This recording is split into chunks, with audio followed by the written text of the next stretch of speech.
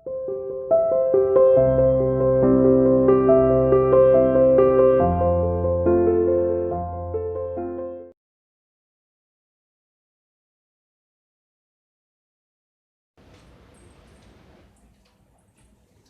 Students, welcome to CR international school online classes. So बेटा आते हैं हम अपने चैप्टर नंबर 6 तपोदत्ता वाले चैप्टर पर।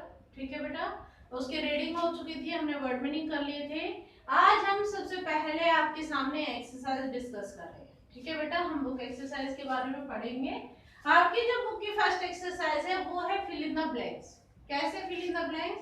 जो कि आपके बुक्स में से आपको वो ब्लैंक फिल करने हैं, उनकी जो लाइनें दी हुई है उनसे रिलेटेड आपके पास ये ब्लैंक्स है। ठीक है बेटा, फर्स्ट क्वेश्चन है आपका, तपोदत्ता never opened a book.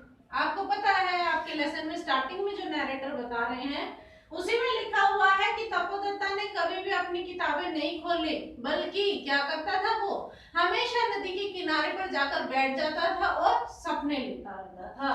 Set by the river dreaming. ठीक है बेटा, नेक्स्ट है तपोदत्ता's friend tried to reason with him। तपोदत्ता के दोस्तों ने बहुत बार कोशिश की उससे बात करने की, but he did not listen। परंतु वो कभी भी उनकी बातें नहीं सुनता था या समझता था। Third, the monk was throwing grains of sand। वो जो सन्यासी था, वो जो साधु था, वह मिट्टी के कणों को, एक एक दाने को, मिट्टी के दाने को उस नदी में फेंक रहा था। क्यों? क्या करना चाहता था वो उस नदी के ऊपर एक पुल बनाना चाहता था, because he was building the bridge. ठीक है, नेक्स्ट है तपोदत्ता डिड नॉट टेल एनीवन। तपोदत्ता ने किसी को कुछ भी नहीं बताया। क्या नहीं बताया? कौन सी बात उसने सबसे छुपाई? कि वो रहस्य, कौन सा रहस्य? कि उसकी मुलाकात किससे हुई थी? एक सन्यासी से हुई थी, यानी कि अबाउट द मॉन्क्स विजिट, यानी कि किस प्रकार उसके पास एक साधु आया, उस साधु ने उसको ज्ञान दिया कि नॉलेज इसी तरीके से नहीं मिलती है, बहुत ही आसान कामों से या व्रत करने से, इन चीजों से ज्ञान कभी भी प्राप्त नहीं होता है। ये चीजें किसने बताई थी उसको? उस साधु ने बताई थी। Okay students, fill this exercise in your book.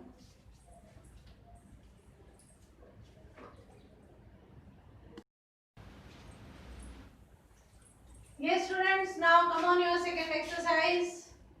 It is the exercise related to your grammar. ठीक है, ग्रामर में भी आपके टेंथ पोर्शन से ये एक्सरसाइज रिलेटेड है, बट बहुत ही इजी है। इसका जो मेन एक पॉइंट है बेटा, मैं वो आपको बता देती हूँ। इसमें क्या है, हैज और हैव, बहुत सिंपल है। क्या है कि देखो, सिंगुलर और प्लूरल आपने पढ़े हैं ना, प्रोनाउन में भी पढ़ा है। सिंगुलर जो प्रोनाउन होते हैं, सिंगुलर जो नाउन होते हैं, उनका पता है आपको। ठीक है, सिंगुलर में हो गया जैसे कि ही, शी, इट, आई।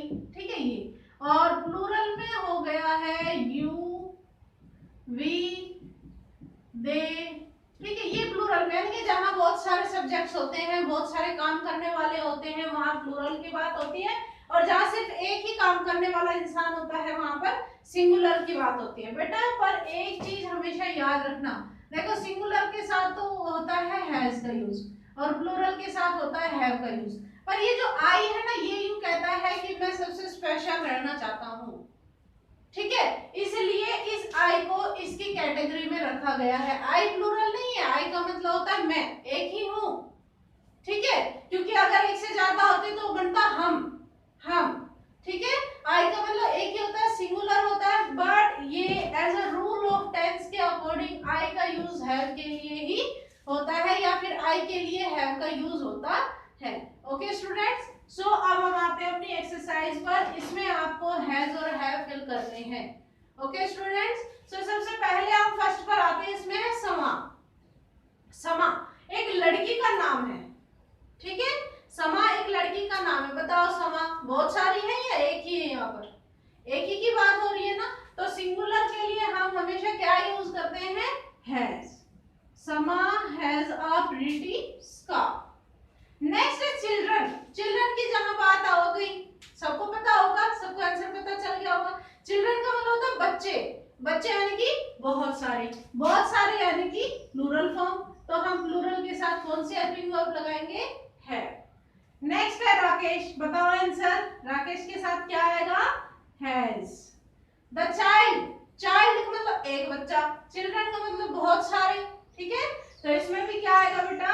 हैज। यहाँ आ गई बात वी की, वी का मतलब होता है हम यानी कि बहुत सारे, और उसके लिए कौन सी फॉर्म आएगी बेटा?